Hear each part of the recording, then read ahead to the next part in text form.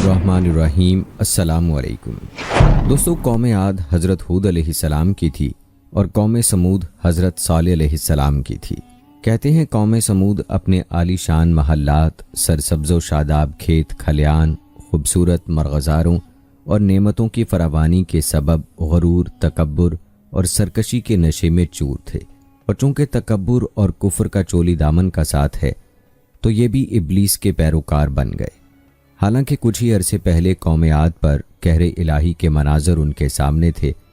ये भी अपने हाथों से तराशे हुए पत्थर के खुदाओं की इबादत करते थे। उनके मुआशरे से हक़ व इंसाफ नापैद हो चुका था। बेहयाई, फहाशी आखिरी हदूद छू रही थी। मुक़द्दस इंसानी रिश्तों का एहतराम ख़त्म हो चुका था। रक़्स व सुरूद, ऐश व इशरत, शराब व शबाब उनकी ज़िंदगियों के लाजमी जुज़्व बन चुके थे। दोस्तों, आज की इस ख़ास वीडियो में हम आपको हज़रत सालेह अलैहिस्सलाम की ज़िंदगी के अहम वाक़यात पर रोशनी डालेंगे और आपको हज़रत सालेह अलैहिस्सलाम की ऊँटनी का वाक़या भी मुकम्मल तफसील के साथ बताएंगे और किस तरह से कौम समूद यानी हज़रत सालेह अलैहिस्सलाम की कौम पर अल्लाह ताला ने अज़ाब नाजिल किया और किस तरह से वो कौम सरकशी का शिकार हुई। तफसील के साथ आज की वीडियो में आपको बताएंगे। सो आज की इस वीडियो को आखिर तक लाजमी देखिएगा। दोस्तों, आपको बताते चलें कि सालेह अलैहिस्सलाम अल्लाह ताला के नबी हैं जिनका कुरान मजीद और बाइबल के अहदनामा कदीम में जिक्र मिलता है। ये कौम समूद की तरफ मबूस किए गए थे। आप हज़रत नूह अलैहिस्सलाम के बेटे साम की नस्ल में से हैं। आपका सिलसिला नसब कुछ यूँ है: सालेह बिन अबीर बिन शाफ बिन माशेख बिन उबैद बिन खाजर बिन समूद बिन इरम बिन साम बिन नूह। रिवायात बताती हैं कि आज से कम अज़ कम 4000 साल पहले हिजाज मुक़द्दस और तबूक के दरमियान हजर नामी जगह में एक कौम समूद आबाद थी। ये जगह आजकल मदाइन सालेह के नाम से मशहूर है। ये एक पहाड़ी इलाका है। इस कौम ने बहुत तरक्की की। उनकी तरक्की की वजह यह थी कि ये लोग पहाड़ों में घर बनाकर रहते थे, जिसकी वजह से दुश्मन कभी उनसे जीत ना पाते। दोस्तों, हज़रत सालेह अलैहिस्सलाम जिस कौम में पैदा हुए उसको समूद कहते हैं और समूद का जिक्र 9 सूरतों में किया गया है। दोस्तों, याद रहे कि सालेह अलैहिस्सलाम की कौम का नाम समूद इस निस्बत से है क्योंकि उनके नसब नामे में एक जद्दे आला समूद भी है और इसी की जानिब ये कबीला या कौम मंसूब है। रिवायात के मुताबिक समूद से हज़रत नूह अलैहिस्सलाम तक भी 2 कौल हैं। अव्वल समूद बिन आमिर बिन इरम बिन साम बिन नूह अलैहिस्सलाम और दूसरा समूद बिन आद बिन औस बिन इरम बिन नूह अलैहिस्सलाम।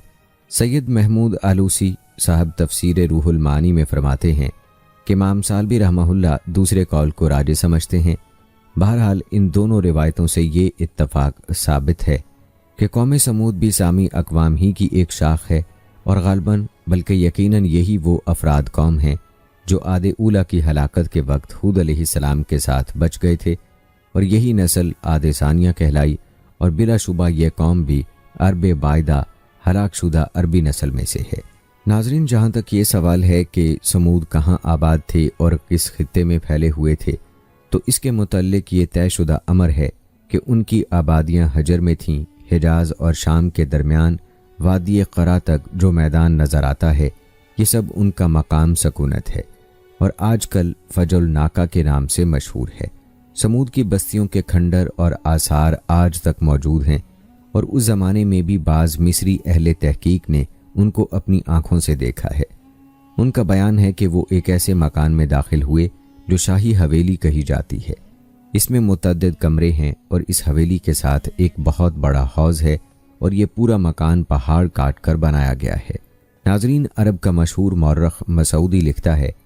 जो शख्स शाम से हिजाज को आता है उसकी राह में उनके मिटे हुए निशान और बोसीदा खंडर पड़ते हैं। हजर का ये मकाम जो हजर समूद कहलाता है शहर मदियन से जनूब मशरिक में इस तरह वाक़े है कि खलीज उक़बा उसके सामने पड़ती है और जिस तरह आद को आद इरम कहा गया है, हत्ता कि कुरान अजीज़ ने तो इरम को उनकी मुस्तकिल सिफ़त ही बना दिया।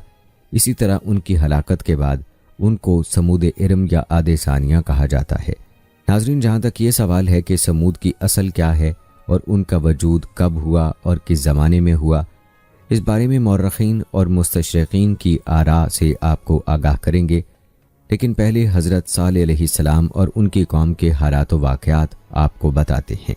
ناظرین، آپ کو بتاتے چلیں کہ دیگر نبیوں کی طرح حضرت صالح علیہ السلام نے بھی اپنی قوم کو راہ راست پر لانے کی بہت کوشش کی۔ وہ دن رات انہیں سمجھاتے رہے کہ اے میری قوم، تم اللہ کی عبادت کرو،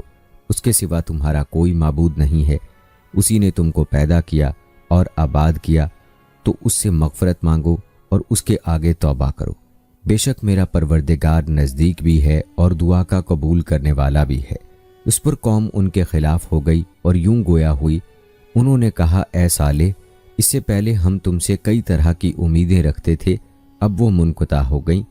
کیا تم ہم کو ان چیزوں سے منع کرتے ہو جن کو ہمارے بزرگ پوجتے چلے آئے ہیں، اور جس بات کی طرف تم ہم کو بلاتے ہو اس میں ہمیں کبھی شبہ ہے۔ البتہ حضرت صالح علیہ السلام نے اپنی دعوت جاری رکھی،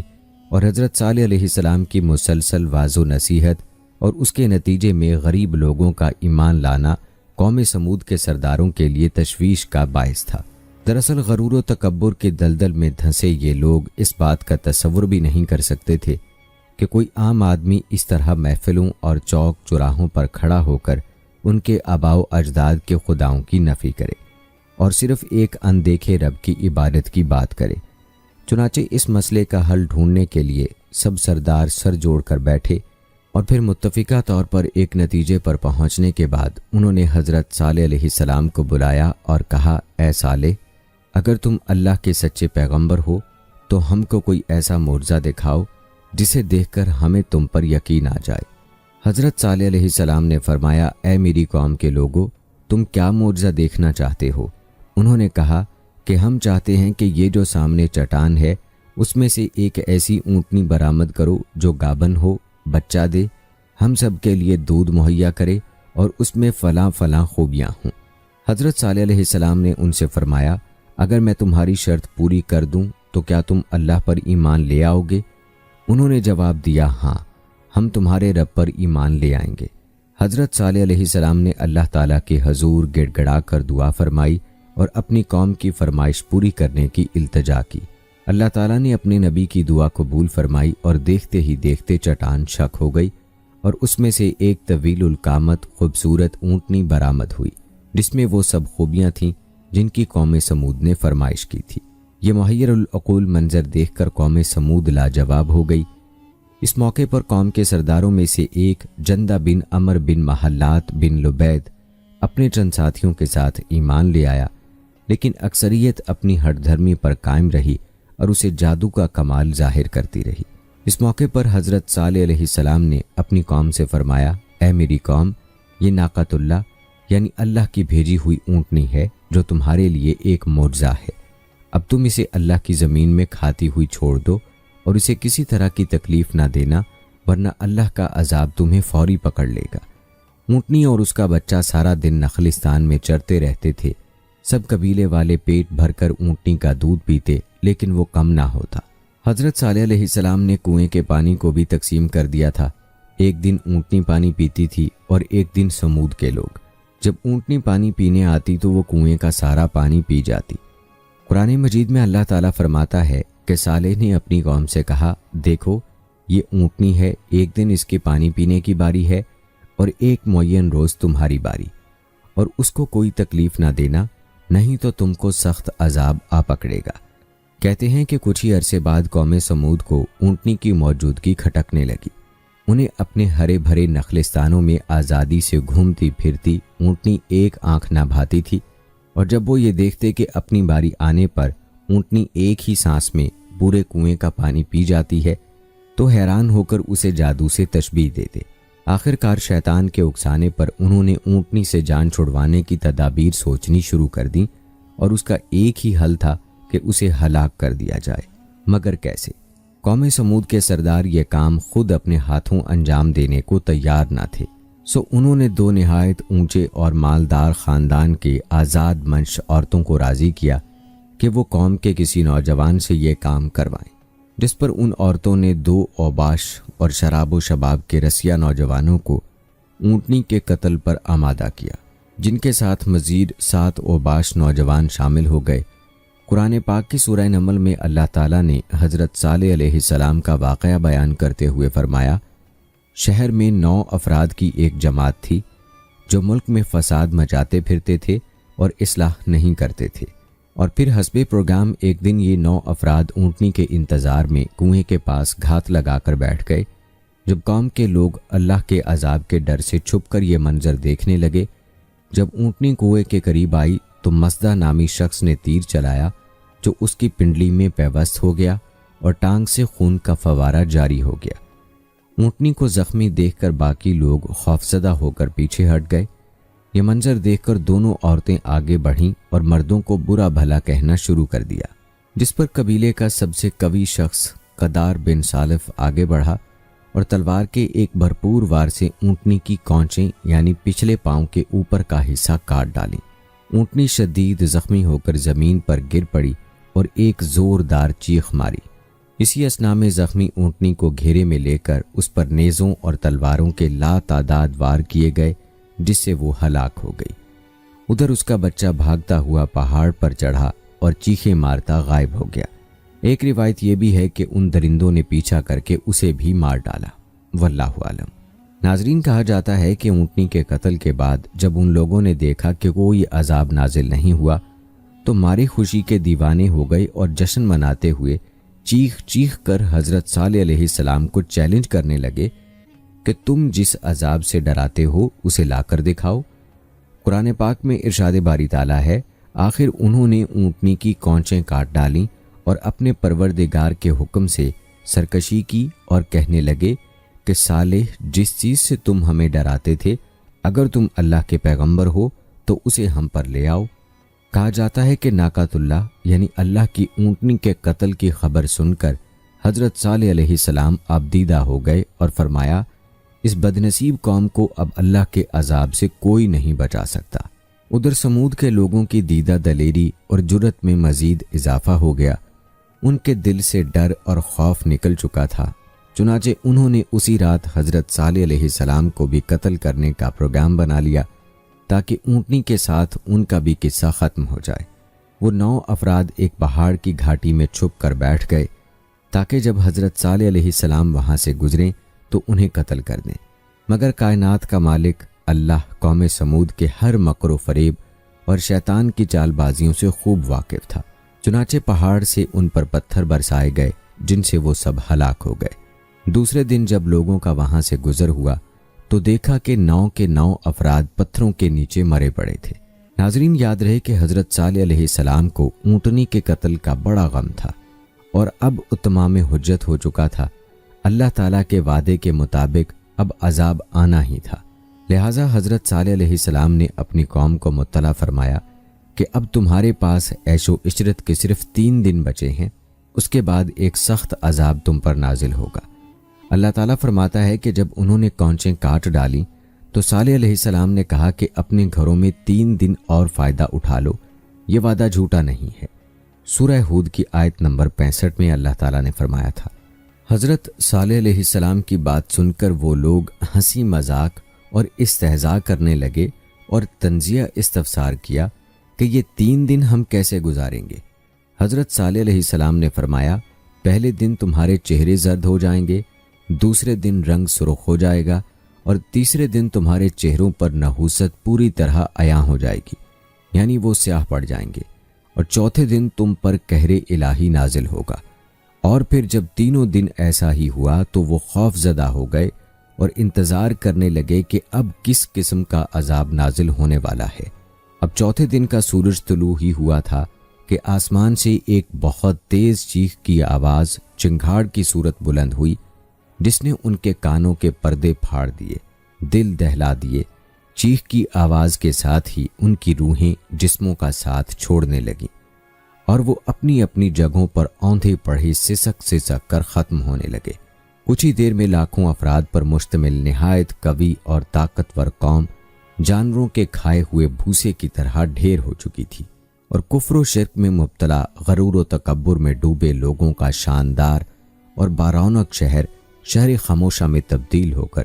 ہمیشہ کے لیے عبرت کا نشان بن گیا۔ جیسا کہ اللہ تعالیٰ کا قرآن پاک میں ارشاد ہے، اور جن لوگوں نے ظلم کیا تھا ان کو چنگھاڑ کی صورت میں عذاب نے آ پکڑا تو وہ اپنے گھروں میں اوندھے پڑھے رہ گئے، گویا کبھی ان میں بسے ہی نہ تھے۔ سن رکھو کہ سمود نے اپنے پروردگار سے کفر کیا اور سن رکھو سمود پر پھٹکار ہے۔ اللہ تعالیٰ نے اس عذاب سے حضرت صالح علیہ السلام اور ان پر ایمان لانے والوں کو محفوظ رکھا۔ چنانچہ اللہ تعالیٰ نے فرمایا، جب ہمارا حکم آ گیا تو ہم نے صالح کو اور جو لوگ ان کے ساتھ ایمان لائے تھے ان کو اپنی مہربانی سے بچا لیا اور اس دن کی رسوائی سے محفوظ رکھا۔ بے شک تمہارا پروردگار طاقتور اور زبردست ہے۔ ناظرین، آپ نے ملاحظہ کیا کہ حضرت صالح علیہ السلام کی قوم نے اللہ تعالیٰ کے معجزے کے ساتھ کیا کیا سلوک کیا اور کس طرح اللہ کے عذاب کا شکار ہوئے، حالانکہ اس قوم پر اللہ تعالیٰ کی بے شمار نعمتیں تھیں۔ ناظرین، سمود کے بارے میں مستشرقین کی آراء کیا ہیں یہ بھی آپ کو بتاتے ہیں،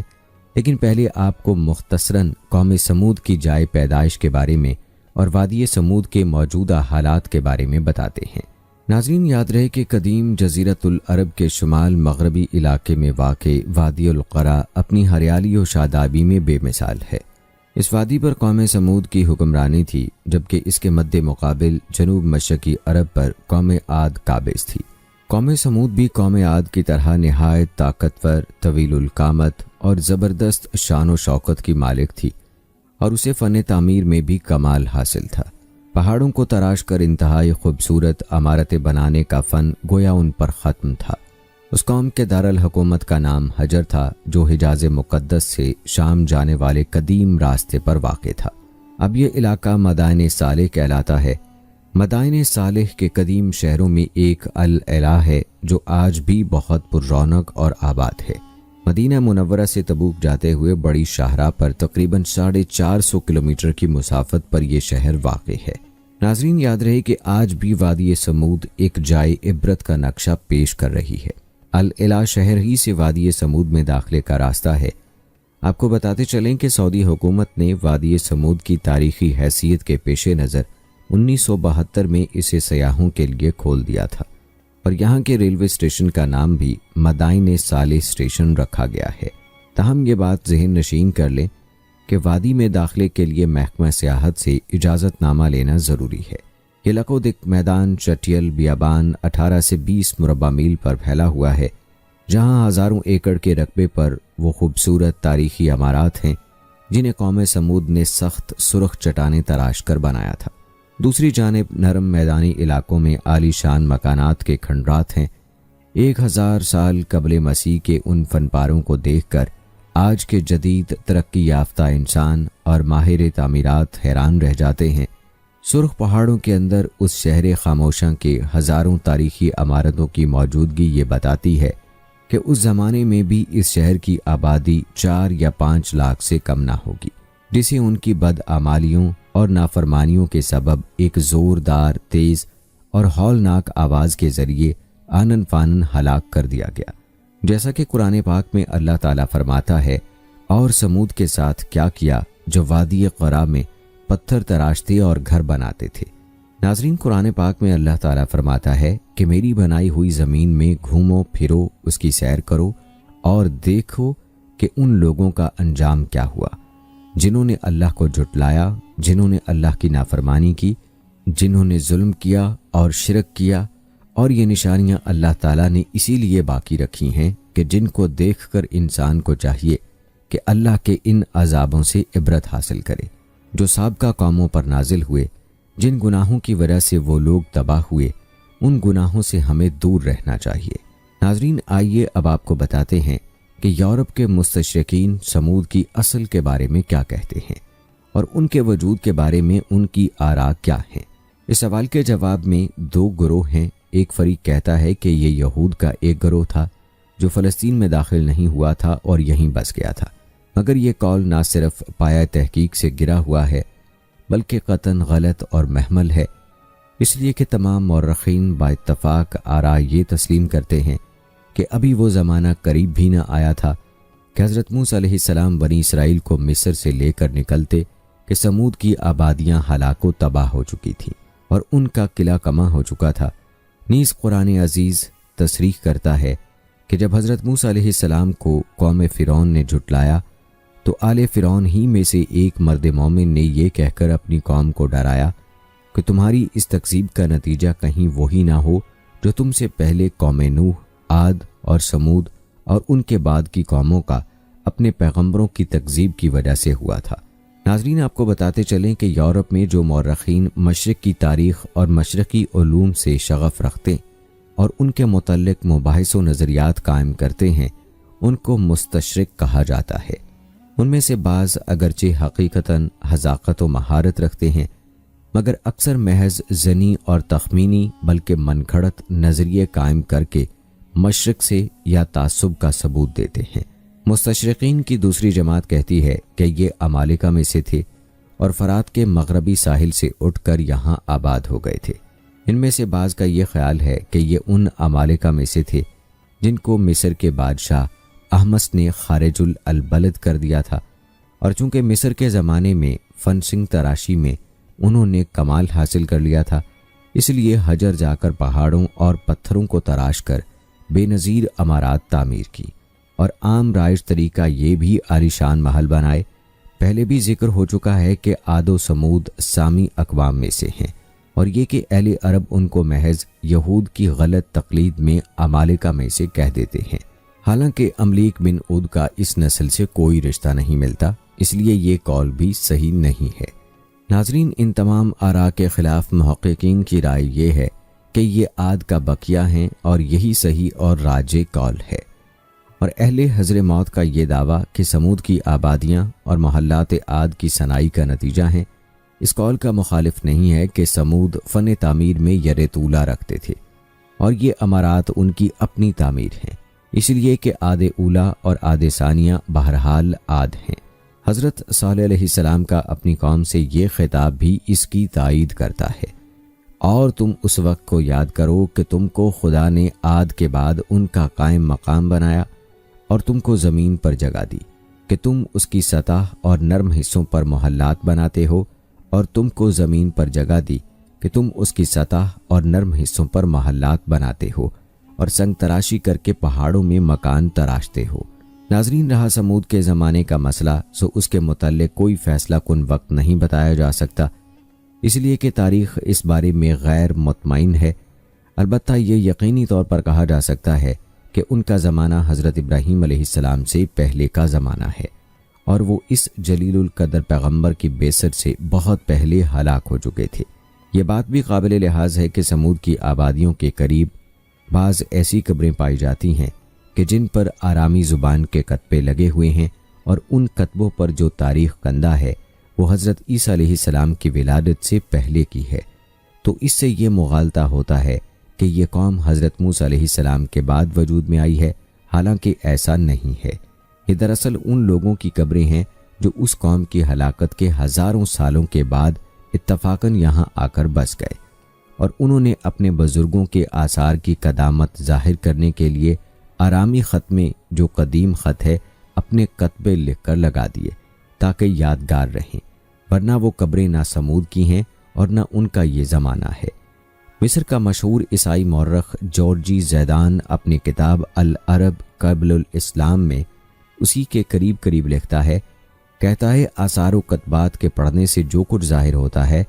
وہ یہ ہے کہ صالح علیہ السلام کی قوم کی بستیاں ولادت مسیح سے کچھ پہلے نبتیوں کے اقتدار میں آ گئی تھیں۔ یہ لوگ بطرہ کے ساکنین میں سے تھے، اور ان کے آثار اور ٹیلوں کو بہت سے مستشرقین نے خود دیکھا ہے۔ انہی کے آثار کو انہوں نے پڑھا ہے جو پتھروں پر کندہ ہیں۔ ان میں سب سے زیادہ اہم وہ کھنڈر ہیں جو قصر بنت، قبر باشا، قلعہ اور برج کے ناموں سے موسوم ہیں۔ ان پر جو کچھ تحریر ہے وہ نبتی تحریر میں ہے، اور ان میں سے بعض یا سب کے سب وہی تحریریں ہیں جو قبروں پر کندہ ہیں۔ ناظرین، مستشرقین نے یہاں جو کچھ پایا ان میں سے ایک کتبہ وہ بھی ہے جو پتھر پر نبتی حروف میں کندہ ہے اور ولادت مسیح علیہ السلام سے قریب زمانے کا مکتوب ہے۔ کندہ عبارت کا مضمون یہ ہے، مقبرہ کمکم بنت وائلہ بنت حرم نے اور کمکم کی بیٹی کلیبہ نے اپنے لیے اور اپنی اولاد کے لیے بنوایا ہے۔ اس کی بنا بہت اچھے مہینوں میں شروع کی گئی ہے۔ یہ نبتیوں کی بادشاہ حارث کی تخت نشینی کا نواں سال ہے۔ وہ حارث جو اپنے قبیلے کا عاشق صادق ہے، بس امی جو شورا اور شاہ لات امنت منوت اور قیس کی ان پر لعنت ہو، جو ان قبروں کو فروخت کرے یا رہن رکھے، یا ان سے کسی جسم کو یا عضو کو نکالے یا کم اس کی بیٹی اور اس کی اولاد کے علاوہ کسی کو دفن کرے، اور جو شخص بھی اس پر لکھے ہوئے کی مخالفت کرے اس پر ذی شورا، حبل، منوت کی 5 لعنتیں ہوں، اور جو ساحر اس کے خلاف کرے اس پر 1000 درہم حارسی کا تاوان واجب ہے، مگر یہ کہ اس کے ہاتھ میں کم کلیبہ یا اس کی اولاد میں سے کسی کے ہاتھ کی تحریر ہو جس میں اس اجنبی قبر کے لیے صاف اور صریح الفاظ میں اجازت موجود ہے،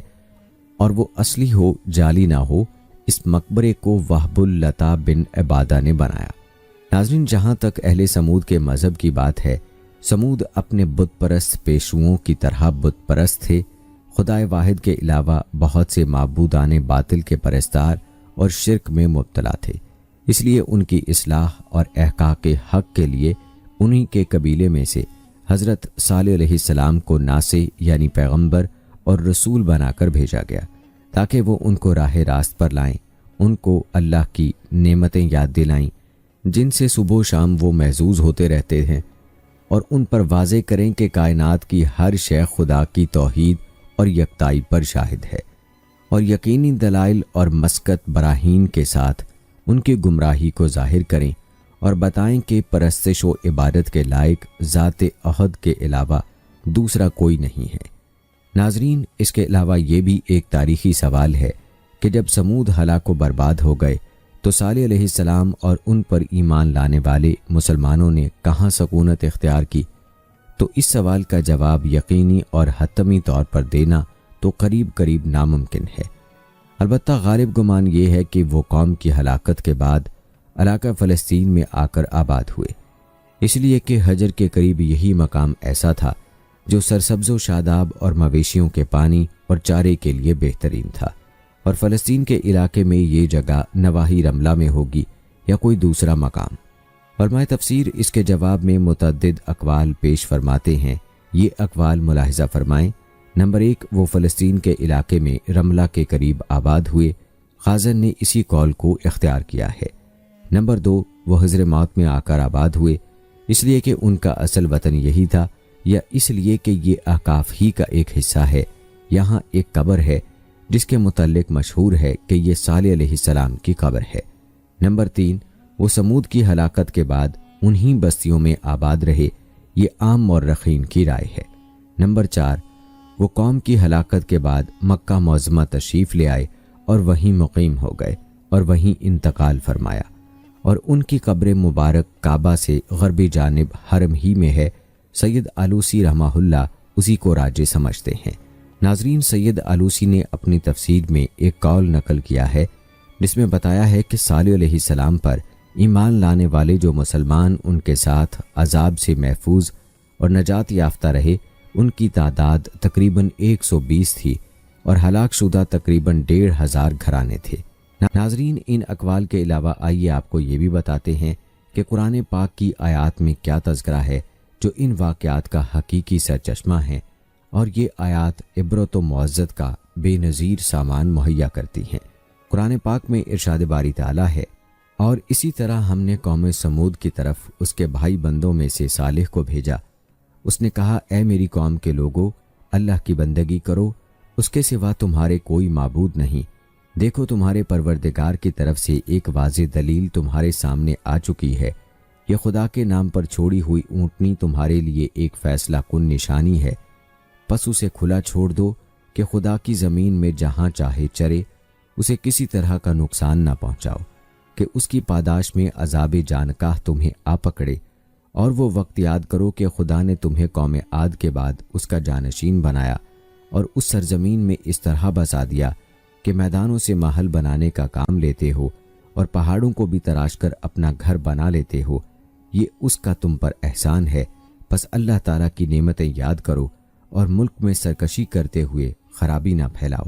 ناظرین، روایات بتاتی ہیں کہ قوم کے جن سربر آوردہ لوگوں کو اپنی دولت و طاقت کا گھمنڈ تھا،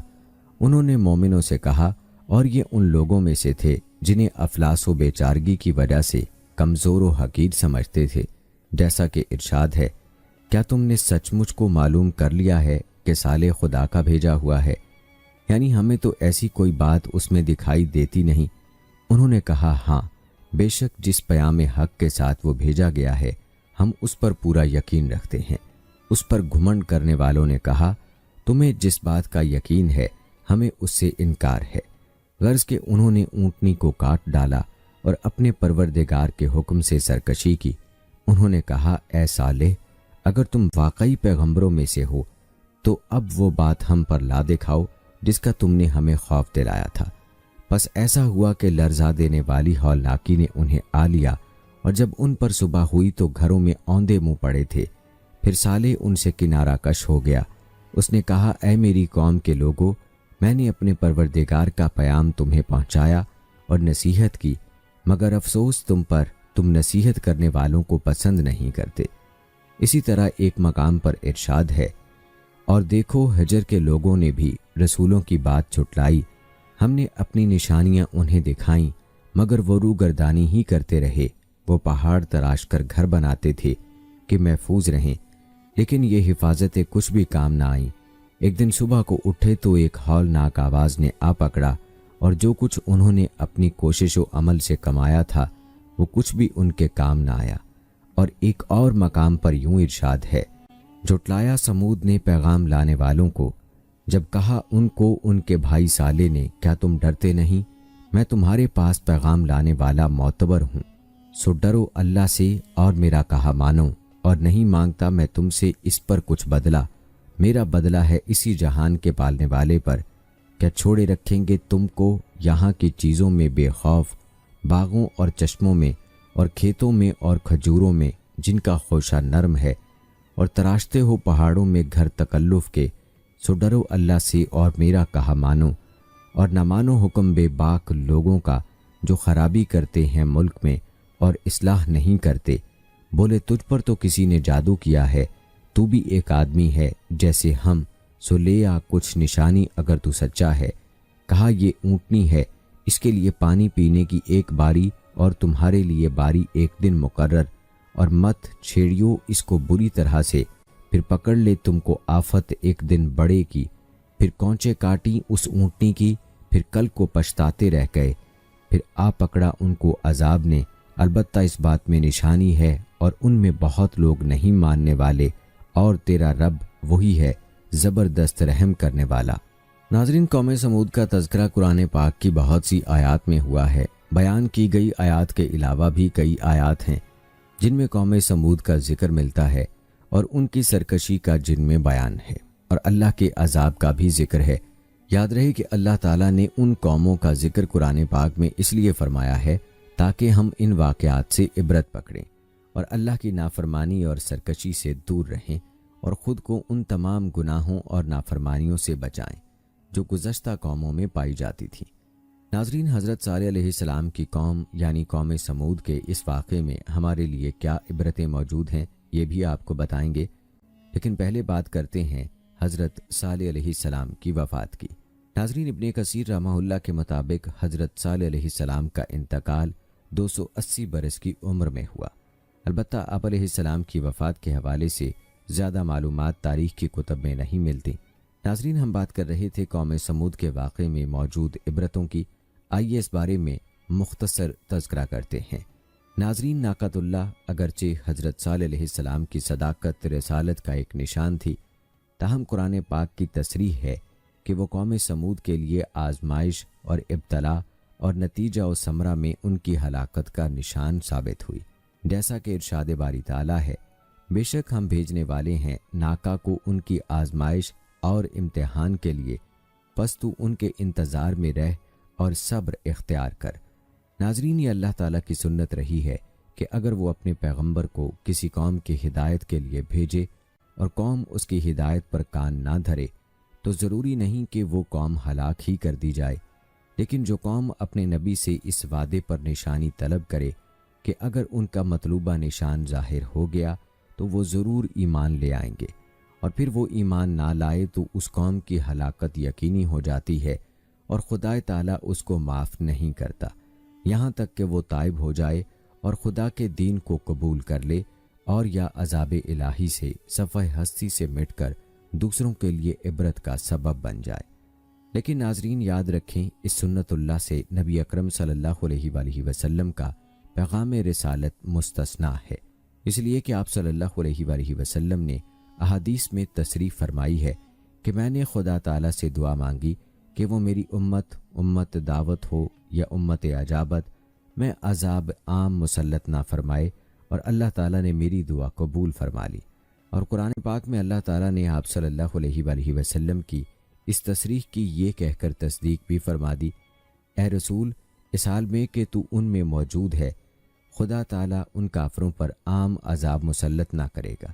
ناظرین، یہ مہلک غلطی اور نفس کا دھوکہ ہے کہ انسان خوش عیشی، رفاہیت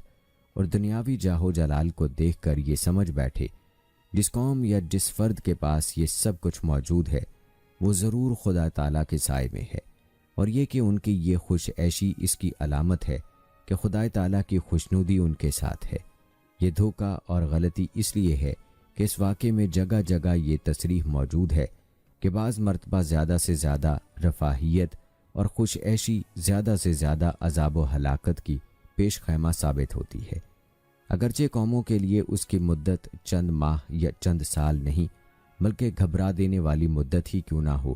مگر ہر قسم کی دنیاوی کامرانیوں اور خوش عیشیوں کے ساتھ ساتھ جب ظلم، سرکشی اور غرور کسی قوم کا مستقل شعار بن جائے تو سمجھو کہ اس کی تباہی و ہلاکت کا وقت قریب آ پہنچا۔ اور ارشاد باری تعالیٰ ہے، تیرے خدا کی پکڑ بہت سخت ہے۔ البتہ ان تمام رفاہیتوں کے ساتھ اگر قوم کے اکثر افراد خدا کے شکر گزار ہوں، اس کے بندوں کے ساتھ انصاف کرنے والے اور باہم حسن نیت اور خیر خواہی پر عامل ہوں، تو بلا شبہ وہ مقبول بارگاہ الہی ہیں، اور انہی کو دنیا و آخرت کی کامرانیوں کی بشارت ہے، اور انہی کے لیے یہ دنیاوی عیش خدا کی بے غایت نعمتوں کی علامت ہے۔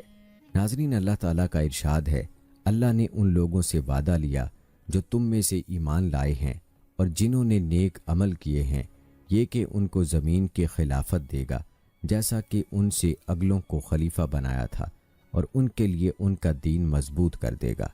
جو اس نے ان کے لیے پسند کیا ہے، اور ان کے خوف کو امن سے بدل دے گا، جن کی شان یہ ہوگی کہ وہ میری بندگی کریں گے اور میرے ساتھ کسی کو کسی حیثیت سے بھی شریک نہ کریں گے۔ اسی طرح ارشاد ہے، اور بلا شبہ ہم نے نصیحت کے بعد زبور میں لکھ دیا کہ زمین کی وراثت میرے نیک بندوں کو حاصل ہوگی۔ ناظرین، یہ آیات صراحت کر رہی ہیں کہ حکومت و دولت کا وعدہ وراثت کی حیثیت سے صرف انہی کا حصہ ہے جو مومن بھی ہیں اور خدا کے احکام پر عامل بن کر صالحین یعنی نیکوکاروں کی صف میں بھی شامل ہیں، یعنی جن کی اجتماعی زندگی کا قالب ایک ساتھ ان دونوں صفات سے متصف ہے، ان کے لیے بلا شبہ یہ حکومت و دولت اللہ کا انعام و اکرام ہے۔ اور اگر یہ نہیں ہے تو پھر حکومت و دولت کے لیے مومن و کافر کی کوئی تخصیص نہیں۔ خدا کی حکمتوں اور مصلحتوں کے پیش نظر یہ دنیاوی اسباب کی شکل میں چلتی پھرتی چھاؤں ہے، اور ایسی حکومت و دولت کے لیے ہرگز یہ ضروری نہیں ہے کہ اس کے ساتھ اللہ کی خوشنودی اور اس کا فضل و کرم بھی شامل حال ہو۔ ناظرین، یہ تھا تذکرہ قوم سمود کے واقعے میں موجود عبرتوں کا۔ یاد رکھیں کہ اس قوم کی سب سے بڑی بدبختی یہ تھی کہ انہوں نے اللہ تعالیٰ کی نشانی کے ساتھ گستاخی کی، جس کی وجہ سے اللہ کے غیظ و غضب کا شکار ہوئی۔ ناظرین، آپ کو بتاتے چلیں کہ حضرت صالح علیہ السلام کو عطا کیا گیا معجزہ حقیقت میں اپنی نوعیت کا ایک عجیب معجزہ تھا، کیونکہ پہاڑ سے اونٹنی کا نکلنا اور پھر نکل کر بچہ جننا یہ بات عام فہم سے بہت بعید ہے، لیکن یاد رہے کہ معجزہ تو اصل میں یہی ہے کہ جو ناممکن معلوم ہو اور اللہ کی قدرت سے ممکن ہو جائے۔ ناظرین، آخر میں آپ کو تفصیل کے ساتھ یہ بتاتے ہیں کہ معجزہ کیا ہے۔ اس مفہوم کا سمجھنا ہر مسلمان کے لیے ضروری ہے، لہٰذا ویڈیو کو آپ نے اسکپ کرنے کی کوشش نہیں کرنی۔ ناظرین، قرآن مجید کی یہ سنت ہے کہ وہ انسانوں کی ہدایت کے لیے گزشتہ اقوام اور ان کے ہادیوں کے واقعات و حالات بیان کر کے نصیحت و معزت کا سامان مہیا کرتا ہے۔ اس کا موضوع حکایات و قصص بیان کرنا نہیں ہے، بلکہ یہ بتانا مقصود ہے کہ خدا تعالیٰ نے جب انسان کو عقل کی روشنی عطا فرمائی ہے تو اس کی ہدایت و نجات اخروی کا کیا سامان مہیا کیا ہے، تاکہ وہ ان اسباب کی مدد سے اپنی عقل سے کام لے اور اللہ کی مرضیات و نامرضیات کو پہچانے۔ اس نے بتایا کہ خدا تعالیٰ کی یہ سنت جاریہ ہے کہ وہ انسانوں کی ہدایت کے لیے انہی میں سے پیغمبر اور رسول بھیجتا ہے۔ وہ ان کو حق کی راہ بتاتے اور ہر قسم کی گمراہی سے بچنے کی تلقین کرتے ہیں، اور تائید میں اقوام و امم کے واقعات بیان کرتا اور تاریخ ماضی کو دہراتا ہے، تاکہ یہ معلوم ہو سکے کہ جن اقوام نے اپنے رسولوں کی ہدایات کو تسلیم کیا انہوں نے دنیا و آخرت کی فلاح پائی، اور جن امتوں نے ان کی تلقین کا انکار کیا، ان کا مذاق اڑایا اور ان کو جھٹلایا، تو خدا تعالیٰ نے اپنے سچے رسول کی تصدیق کے لیے کبھی بطور خود اور کبھی قوم کے مطالبے پر ایسی نشانیاں نازل فرمائیں جو نبیوں اور رسولوں کی تصدیق کا باعث بنی اور معجزہ لائیں۔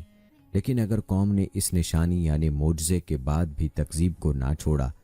اور بغض و عناد سے وہ انکار پر اڑے رہے، تو پھر عذاب الہی نے آ کر ان کو تباہ و ہلاک کر دیا، اور ان کے واقعات کو آنے والی اقوام کے لیے عبرت و معزت کا سامان بنا دیا۔ اور تیرا رب بستیوں کو اس وقت تک ہلاک کرنے والا نہیں جب تک نہ بھیج دے ان کے بیچ میں اپنا رسول جو پڑھ کر سنائے ان کو ہماری آیات، اور ہم اس وقت تک بستیوں کو ہلاک نہیں کرتے جب تک ان کے بسنے والے خود ہی ظلم پر نہ اتر آئیں۔ ناظرین، معجزے کے بارے میں آپ کو بتاتے چلیں کہ معجزہ لغت میں عاجز کر دینے اور تھکا دینے والی چیز کو کہتے ہیں، اور اسلامی اصطلاح میں ایسے عمل کا نام ہے جو سلسلہ اسباب کے بغیر عالم وجود میں آ جائے۔ اس کو عام بول چال میں خرق عادت بھی کہتے ہیں، اور اسی بنا پر اس جگہ یہ سوال پیدا ہو جاتا ہے کہ کیا عادت اللہ، جس کو ناموس فطرت بھی کہا جاتا ہے، کا ٹوٹنا ممکن ہے؟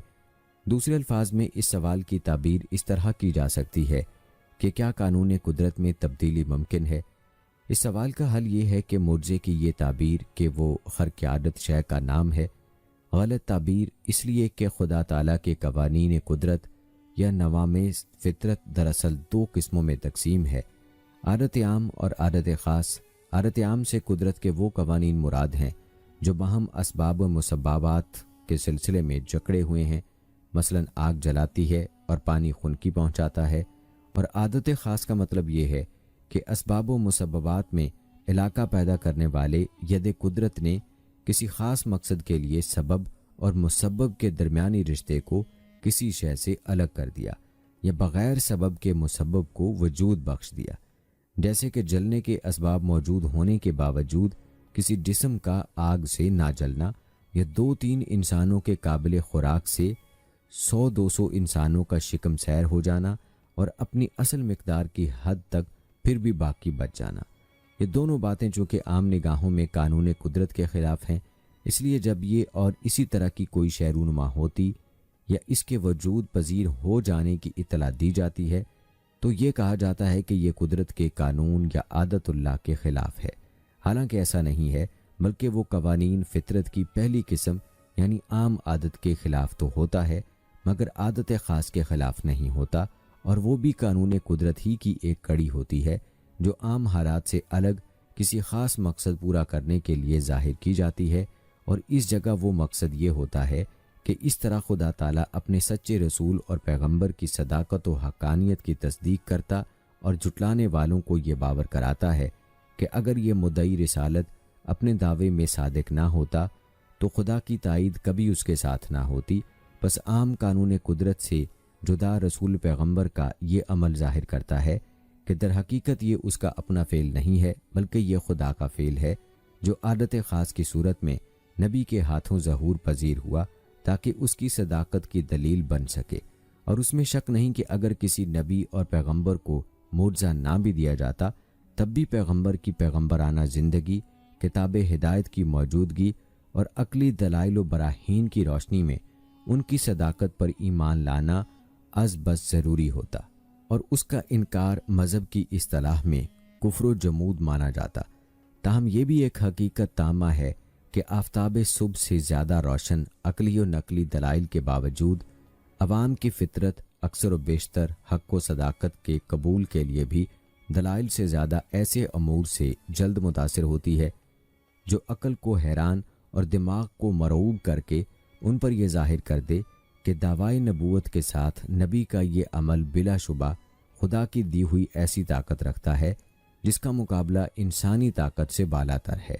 اور اس کے مظاہرے کے سامنے عاجز و درماندہ، اور وہ یقین کر لیتے ہیں کہ بے شک و شبہ اس ہستی کو خدا کی تائید حاصل ہے، اور اس لیے یہ جو کچھ بھی کہتا ہے خدا کی جانب سے کہتا ہے۔ دوستو، غزوہ بدر میں جبکہ 313 کے مقابلے میں ساز و سامان سے مسلح 1000 دشمنوں کا لشکر مسلمانوں پر یلغار کرنے آیا تھا، تو آپ صلی اللہ علیہ وآلہ وسلم نے ان کی جانب مٹھی بھر خاک پھینک دی، جس کی وجہ سے ہر لشکری کی آنکھ میں خاک کے ریزے پہنچے اور وہ بے چین ہو کر آنکھیں ملنے لگا،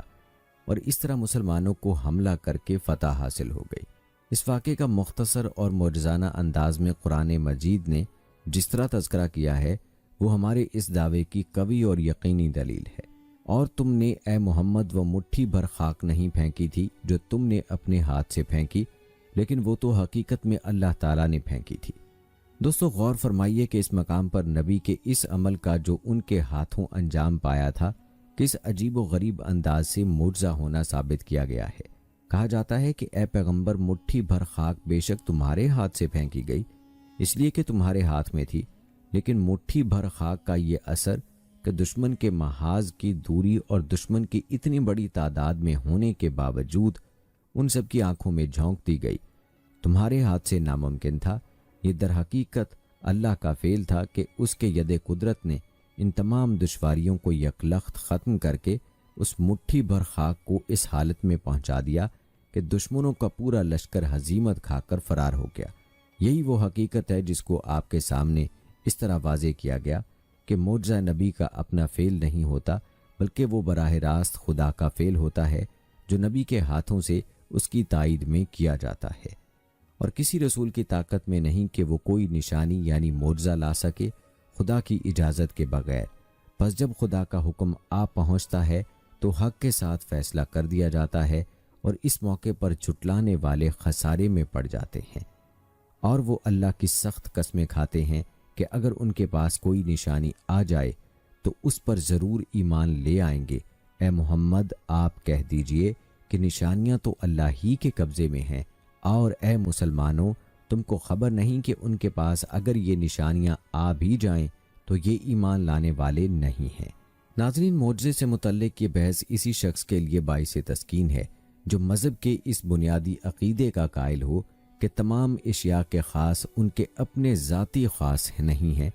بلکہ کسی پیدا کرنے والے نے ان کو عطا کیے ہیں۔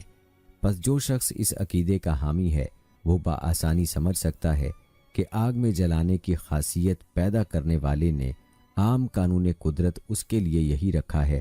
کہ جو شے اس سے چھو جائے، لیکن یہ عقلاً ناممکن نہیں ہے کہ وہ کسی اہم مقصد کی تکمیل کے لیے آگ کی اس خاصیت کو کسی خاص حالت میں سلب کر لے اور وہ اس کے قانون قدرت کی خاص حالت یا خاص عادت شمار ہو۔ لیکن جو شخص اس بنیاد ہی کو تسلیم نہیں کرتا اور ہر شے کے خاص کو اس طرح اس کے ذاتی خاص مانتا ہے کہ کسی حالت اور کسی وقت میں بھی اس خاصیت کا اس شے سے جدا ہونا ممکن نہیں ہے، تو اس شخص سے اول یہ طے کرنا چاہیے کہ کیا عقل یہ باور کر سکتی ہے کہ جو شے خود اپنے وجود میں دوسرے کی محتاج ہو، اس کا کوئی خاصہ بھی ذاتی اور غیر منفک ہو سکتا ہے؟